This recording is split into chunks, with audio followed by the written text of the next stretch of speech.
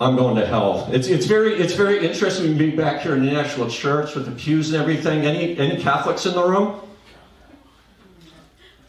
No, I'm the only one going to hell, huh? Okay, well apparently, but let me tell you something.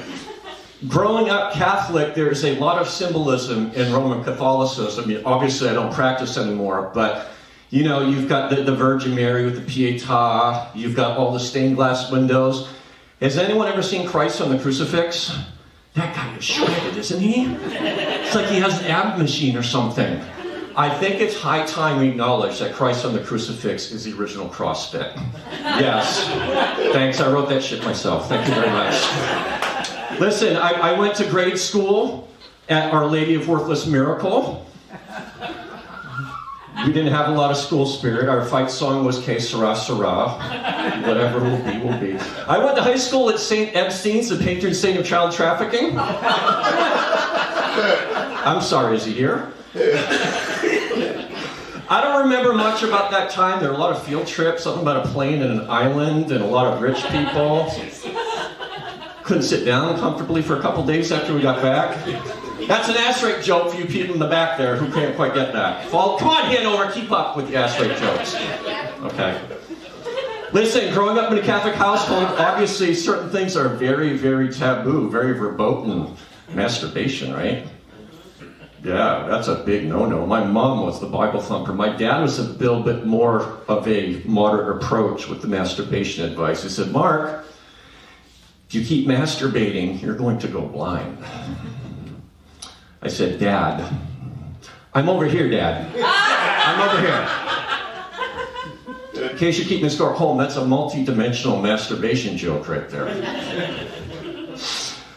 Speaking of boners, hey, look, listen, when you get to a certain age, guys, some of you may know this, whether you need it or not, you're going to start getting the erectile dysfunction marketing directed towards you. Trust me, if you haven't received it, it's in your future, whether you need it or not.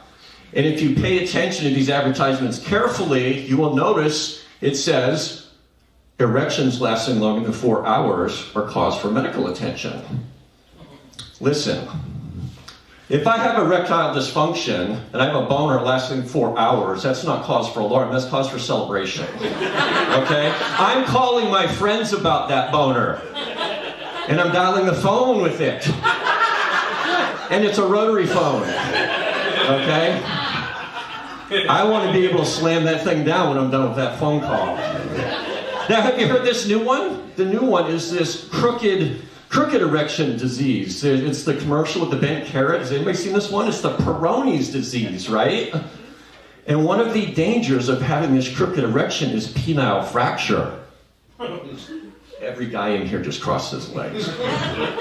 Now, it sounds horrible, but part of me wants to get a penile fracture for one reason. One reason. I want to be able to ask people to sign my cast. Go ahead, there's plenty of room. Use big block letters. Go on, plenty of room.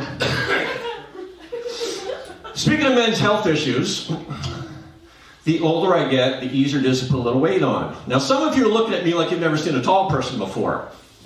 Right? Let's get one thing out of the way. I'm 6'7", 6'10" in heels, and my drag name is Sticky Giraffe.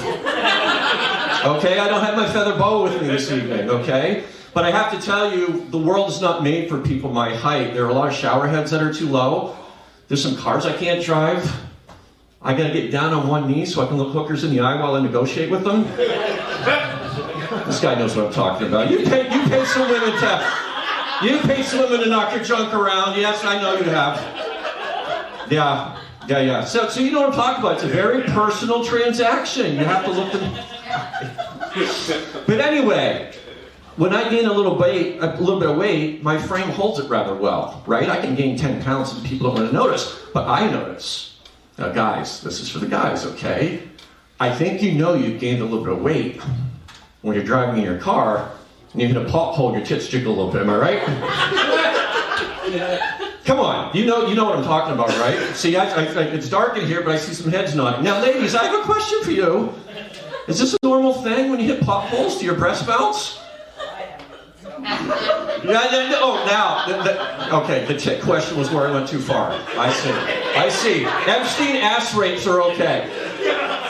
Listen, this is, okay, well, why are you not out driving around braless looking for speed bumps? What are you doing? It's a mammarific feeling. Come on. I had never felt anything like it. Never. So ladies, have you been doing your kegels? Guys, do you know what kegels are?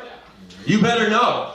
Okay? Kegel is something that's fairly recent in women's health. What it does, these are exercises that strengthen the vaginal musculature. There's going to be a quiz later. I hope you're paying attention. Vaginal musculature. 2 words I had never heard put side by side like that. So now that I know what it is, I propose we just call it what it is. Let's just call it a puss-up. Right? Come on. Come on. What's all this Kegel bullshit? You say puss-up, you know what it is. Indeed. Okay, so, goals. Trying to better myself this year, okay? There's some things I've become aware of. Like, I just found out why the first episode of a television series is called a pilot. Does anybody know why? It's called a pilot because it's the first time it's on the air, like a plane in the air. Aww. Pause for effect. Armed with this knowledge, I propose that the last episode of a television series is referred to as Malaysian Flight 370. Come on, it's been 10 years. Is the flu pandemic of 1918 off limits as well?